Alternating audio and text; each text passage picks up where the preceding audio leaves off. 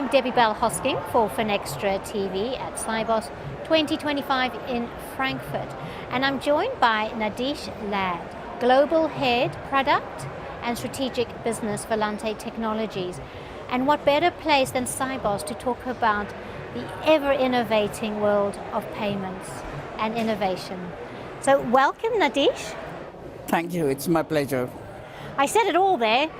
Payments, innovation. There's so much to talk about here at Cybos, but I'm going to pin you down to a few things. Sure. The first is, what impact is more personalized analytics having on a bank's ability to access more real-time insights? See, I think the biggest thing that has been happening over the past few years in payments is real-time capabilities. We've all seen, whether it's liquidity risk, whether it's settlement, the key element has remained the real-time element. And for all of this, it is important to understand the business or a logic behind a payment, and that's where the analytics come in. And I think the way we are approaching analytics is it has to be persona-based.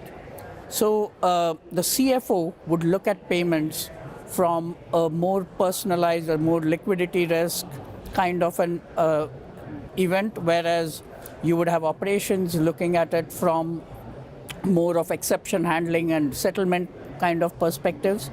So the impact really is all about persona-based real-time analytics, which help you understand what does the payment actually mean. I liked it when you said, what's the business of the payment? What's it doing? Absolutely.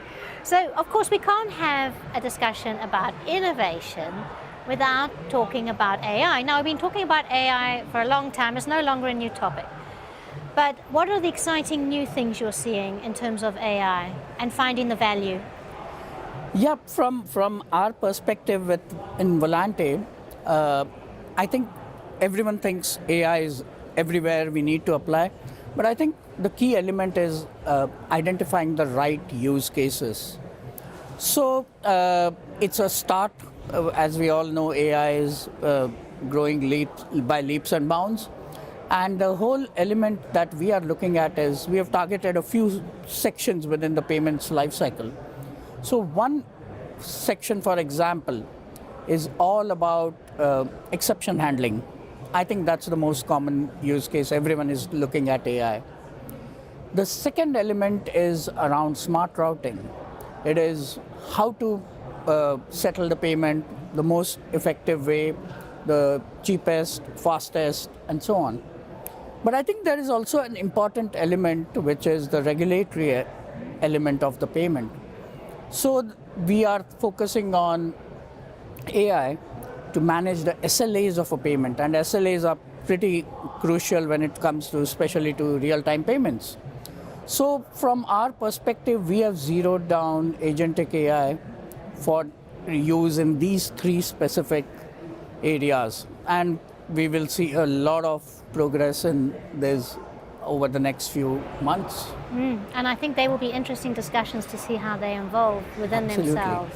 It's going to be a start of a journey. It will, we will learn more as we progress, and that's where it's exciting times ahead. Yeah. Always something to learn, always something to move you forward, for Absolutely. sure. So let's now talk about payments as a service. How can payments as a service support institutions to scale, and also, we hear a lot about cost, and also to be more cost effective? The biggest thing about payments as a service is the fact that we are moving away from a CapEx model to an OpEx model. And that's where we are seeing the big benefits, because now, two things. First is the cost aspect. You have bands, you pay for what you use effectively. That's one very big element. So a financial institution is not worried about an upfront capital expenditure. It almost gets absorbed as a part of your operational expenses, which makes it easier for you to identify how much does it cost for me to process my payments. The second important element of PaaS is the deployments in terms of the ease in which the vendor who knows the product is actually running it and maintaining it for you. So that means that the bank or the financial institution has less infrastructure, less people investment that would be needed. And the third is, of course, the cloud providers. We know all the big names of the cloud providers. The amount of investment they are making in security and connectivity and resilience, even a tier 3, tier 4 bank can now avail all of those capabilities in the payments as a service model. It just helps vendors like us reach a very wide segment very quickly and deploy very easily to all these segments. Gosh, I'm just thinking of the scope, and a lot has been asked of payments. You know, you've got to comply, you've got to be fast across borders. There's a lot of work ongoing. So Nadish, thank you so much. Lovely to hear your points of view and also what you're seeing in the marketplace. Thank you. It's my pleasure, Debbie. Thank you.